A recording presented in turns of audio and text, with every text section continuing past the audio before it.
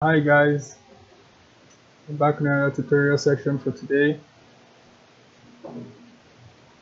I'm going to do a tutorial for the AutoCAD software AutoCAD 2017. Basically, I'm going to be walking you through on the use of the tools and how to use the tools to draw simple shapes and elements in AutoCAD.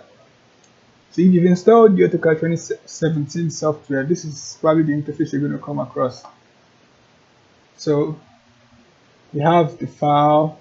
This area right here is known as the menu bar, while this is the toolbar, and you have a wide variety of tools here you can choose from.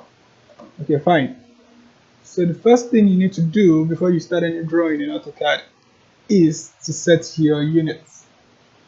And someone might say, how do I do that? Come to the format box on the menu bar, you click on it. As soon as you do that, this appears on your screen. So you might choose to ignore this. What you need basically there is this, the units, because we're trying to set our units before we start drawing. So you have the length, the angle, insertion scale, and the direction. Okay, fine. So for this drawing, we're going to be working with decimal, precision, 2 decimal places, angle, degree, minute, seconds, precision, 2 decimal places as well. We're going to tick the clockwise box. And on your insertion scale, you find a variety of scale you could make use of. But for this drawing, making use of meters. Okay, fine. Then finally, you come to direction and you click on Not to set your orientation, direction control. And you click on OK, OK, and you're good to go. So right here, we have our toolbar, as you can see. Right here, you have another set of toolbars for modifications. You have another set here for annotations. And here, we have the layers, the block, properties, groups, utilities, group, view. Not forgetting this part too, we also have some tools here that could be relevant during the course of drawing. Auto mode, line weight, and the customization. So you could choose to customize this toolbar by ticking any of this, whichever you might find useful. But as we go through the tutorial, we'll probably come across the need for any of this and we'll come back to it. But for now, let's deal with the major tools, which is the line, the polyline, circle, arc, rectangle, ellipse, a hatch. And mind you, whenever you see this, it indicates that there's still a set of tools which are not displayed here but are still hidden. So all you need to do is to click this and you have the remaining tools there. So fine. The same thing applies to this. As long as you see this indicator, this also, this as well, this, and so on. So basically the line tool. Well, the line tool is used for drawing basic shapes in AutoCAD. I clicked on the line tool and you'd observe from the screen that you have something indicating specify first point. And notice that as I move, the measurements seem to change, which shows you that it's already active. So with that being said, I'm going to pick my first point as instructed. That's the command it gave me. So I pick my first point here, and notice how this line moves. You could move in an anti-clockwise or clockwise direction. But if I want it in a steady mode, I come down here and click on auto mode. Now notice how this doesn't move in that direction. It moves just in horizontal and vertical directions alone at a perfect angle. So this suggests that if I want to get an accurate straight line, I need to select the auto mode. But if I don't need that, I could just deactivate it. That way it becomes more flexible for me to manipulate. So depending on what you're doing, you might choose to use the auto mode or not to. But in this case, I think I'm going to have to subscribe to using the auto mode because of what I'm about to draw. Okay, fine. Now I've selected my first point and I want to have a line of about 10 meters. So all I need to do is just type in the value 10. since my units are already set to meters in the first place, automatically to enter a command, all you need to do is press the enter button on your keyboard, as I'm about to do,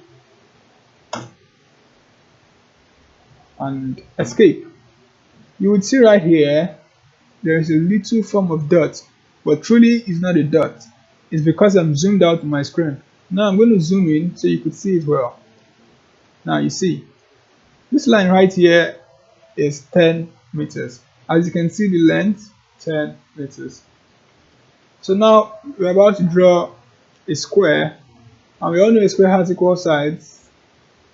So we're looking at drawing a square of 10 meters on all sides. So this suggests that I pick another line, command, pick a point as indicated here. So I could choose to pick from here.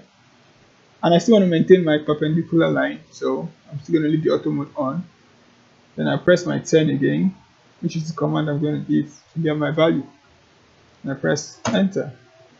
Automatically, it gives me another straight line of 10 meters. As you can see here, 10 meters, as you can see on the screen. Like I said, the unit is meters, so we're working with meters here. But you could decide to change it, but you should do that probably at the beginning of your drawing, so it doesn't have any issues along the line. So we're trying to draw a square. Click on the line tool again. From this point, 10 meters. That's another one. Then another one again. Mind you have commands you could use or shortcuts, better still. Instead of selecting line here, I could decide to press L. And look at where it pops up on the screen. It shows me a set of commands that I could choose from. All I need to do is select line. And voila! I have my line. And all I need to do is just close the box. It gives me my square. Okay? So now we have a perfect square with equal sides of 10 meters. And to confirm this, let's select them all. 10, see here, 10 meters, 10 meters, 10 meters. Now, you might think this is stressful, but trust me, it's one of the things you might need to know. You could also use the rectangle tool to come up with something like this. Well, I'll show you how to do that when we get there. So for now, we're still dealing with the line tool. And basically, you can see how I've used the line tool to create a square. So there are two forms of highlight tools that you could use for selection. You could decide to select it this way. I want you to notice the difference. One is green, the other is blue. I might say it's the same thing, but it actually isn't. So, what's the difference? Notice how the green selection takes everything within its path. Now, using the blue, watch. You notice that you didn't select everything within its path. You only selected just the particular one. So in a situation where you find yourself in a tight space, trying to edit the drawing, or probably trying to delete something and you're trying to highlight some things you want out of the drawing, you might need to make use of this.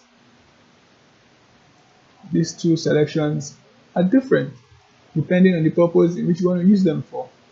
Okay, so with that being said, I think that's all about the line tool. It's basically easy, but you could actually work your way with it, and if you encounter any problems, feel free to drop a message in the comment section, and probably in our next tutorial video we'll get back to you on it. So moving on to the polyline, it's quite similar to our line tool, just different. How is it different? It's just a line, Shay. No, it isn't.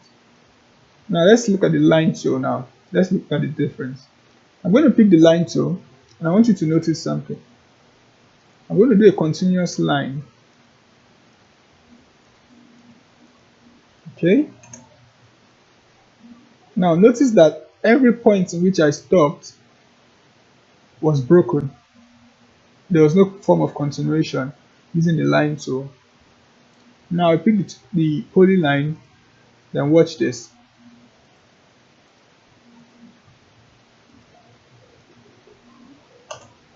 Now you would notice, look at this.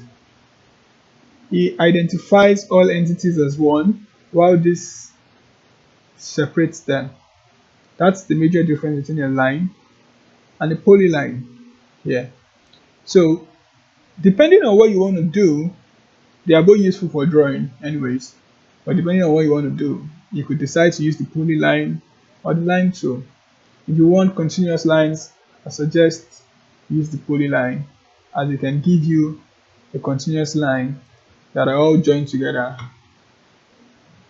as one, while the line tool more or less breaks them into different entities, which could actually be useful when you're selecting or highlighting too.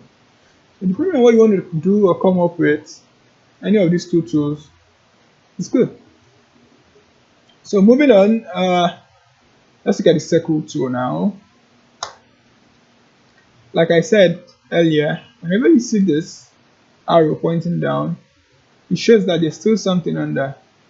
And look at what we have here. We have a center radius, circle, center diameter, 2 points, 3 points, tan, radius, tan. All these are showing you different ways in which you can draw a circle. So I think the default one we have here now is the center radius. So basically at this level, we expect that you should know what a radius is. So it's going to ask me to look at the command it gave me now. It said specify center point for circle. So the first thing I need to do is specify a center point. Let's use this place. I should give a radius. That's the next thing. Notice that the more I expand the circle, the more the value increases. This suggests that the more expansion I do, the more the radius increases. And the more I reduce it, the more the radius increases as well. Decreases, sorry. So I want to work with a radius of 5. So I'm going to type 5 and press enter. Now, this is a circle radius 5. I just selected it and my quick properties already brought in the information on it. Radius 5, diameter 10. You understand? So, radius 5, diameter 10. So since we have that, that is drawing a circle with center and radius. Now, if we're drawing with a diameter, notice that the initial circle I drew was with a radius of 5. When I want to draw a circle with a diameter of 10, so this suggests that it should be the same size as the circle of radius 5. Let's see how that turns out. So now the first thing I need to do again is specify a center point. Let's click here. Notice as I expand it to, I have the same thing as the initial one. Now this is in diameter, this one is in radius, but I want to do this in diameter now, and I want it to be the same size as this. So I'm going to type in 10 because this is in diameter and I want a radius of 5. So type 10, enter. Voila! I have a circle same size. You see, radius 5, diameter 10. This also radius 5, diameter 10. Okay, basically those are the two options you could use here. Then we have the 2-point circle. This one really doesn't need a radius per se or diameter. It's more or less like whatever extent to which you stretch it, that's what it gives you. And you just have to pick 2 points basically. So I could pick my first point here and pick the second here, and that's it. And if I need to know any information on it, I could just click on it and my quick properties gives me this. So the radius is 6.28, diameter is 12.57. In your interface, you might not have this quick property. So if you need this, just come down here to your customization, then look for it, quick properties. Yours might not be ticked like this, so just click on it and it will appear here. And once that appears here, all you need to do is just select it. Notice if I select it here now, watch, it disappears. Tells me it's off. Selecting it back brings it back up. That way I could get necessary information on whatever I'm doing or whatever object I select on my workspace. Okay, so the next circle form we have there is the 3 points. So this is almost like the 2 points, just have to select 3 points this time. So I pick this first point. Sorry, I might have to turn up my auto mode so you can allow me to be more flexible. Yeah, okay. So now I'm more flexible. Selecting my first point, second, third. That's it. Gives me my information I need. So depending on what you want to do, whichever you find useful. So let's move on to arc. So like I said, it also has some few things under it. Feel free to experiment with any of this, but let's treat this first one, which is one you might basically be using. Start, center, end. So like the name suggests, start, center, end. So let's say I start here. Where do I want as my center? Probably here. Where do I want to end it? Here. And I have my arc. Basically, that's just the arc. So you can feel free to practice any of this. And if you encounter any problems, feel free to drop a comment in the comment section. And probably in our next video, we'll look at it and see what we could do. So rectangle, that's the next tool here. Just as the name implies, rectangle tool. So what we're going to do is, to save yourself the stress, you could just impute the dimension you want your rectangle to be in terms of the length and the breadth. So I could have a rectangle of 15, and when you're doing that, you use the comma. So you say 15, 8 and enter. Aha. See? Actually, it brings out my rectangle for me. Let's do that again for those that didn't follow me. Let me delete this. One more time. Rectangle. Here. First corner point here. Second corner point. Sorry, 15, 8 it is. There you have it. So this is our rectangle. 15 by 8. So if I want to confirm this, I could just decide to measure it, or better still, let me explode it. Okay, now what explode does is, if you have a situation where you have entities joined together, highlight everything and press explode, and everything becomes single. But if you want them joined back together, highlight everything and use the command J, join, enter, and you have them back together again. But in this case, I need to explode it because I want to get the measurements of each of the sides. So explode X command, enter. So I click on this, my quick properties tells me 15, which is the length, and it tells me the breadth 8. So that's the length and breadth, and that's basically all about the rectangle tool. And you can also be flexible with it. Pick a first point and stretch it to whatever extent you want to go. Let's say I want to select everything within this part. Let me do this, and I have a rectangle there. It's that easy. So moving on to the next one, and feel free to try a polygon. Polygon is also just like rectangle, just that you just need to impute the sides of polygon you want. This is a 4-sided polygon. I can say I want a 7-sided polygon. Enter. Do you want to inscribe in a circle, circumscribe about the circle? It basically asks these questions just to confirm. So whatever you tell it to do, it does. Let's say inscribe in a circle anyways. So there I have it. I could stretch it to whatever extent I want. Now let's say here. And I have a polygon with 7 sides. So you could play around with that as well. The command is just hidden under the rectangle. Feel free to toggle with whichever you want to play with. So moving on, we have the ellipse tool. And notice that as soon as you highlight any of these tools, it gives you an information so you know what you're doing about this tool, so you could find your way or work your way around it.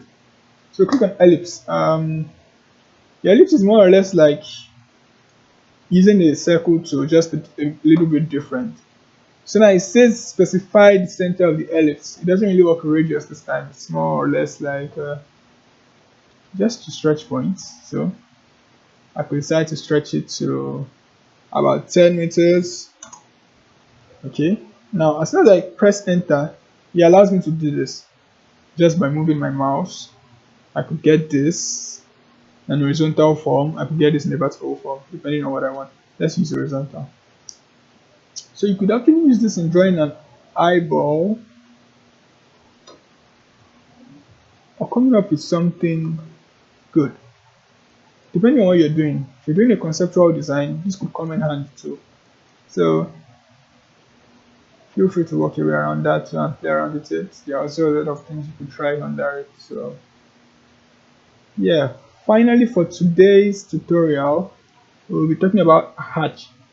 Hatch here talks about color. So I clicked on hatch, then I need to select this option, quick points, and now it gives me different patterns in which I could choose from.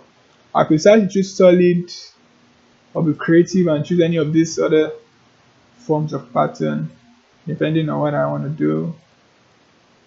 So let's work with gradients. I think I like gradients. So now I selected gradients here. I have gradient, I have blue, I have yellow. Okay, I could change this color too if I don't want it. Let's use something else. Red and black. I think that's nice. So as soon as I come into an enclosed space, this works with enclosure. So whenever you find a space that is enclosed, it allows you to hatch it and put colors in it. So I could decide to just click this, click this, click this, click this. Notice, you see, it shows me, without clicking, it shows me what part it will occupy just by moving around with it. And there you have it. I successfully hatched about roughly 7 shapes there. The polygon, the ellipse, the circles, and the rectangle. Just within a click. So all of this could be useful probably when you're rendering or coming up with beautiful designs and you're trying to fix in colors. And just be creative about it. And probably you find it fun. So you have gradient, you have boundary, depending on whatever you want to do. In our next tutorial session, we'll be looking at the rest of the tools on Draw. So for now, I'm going to leave you with this circle arc to work around with. And whatever you come up with, leave a message in the comment section and we'll get back to you guys. And don't forget to subscribe to our channel.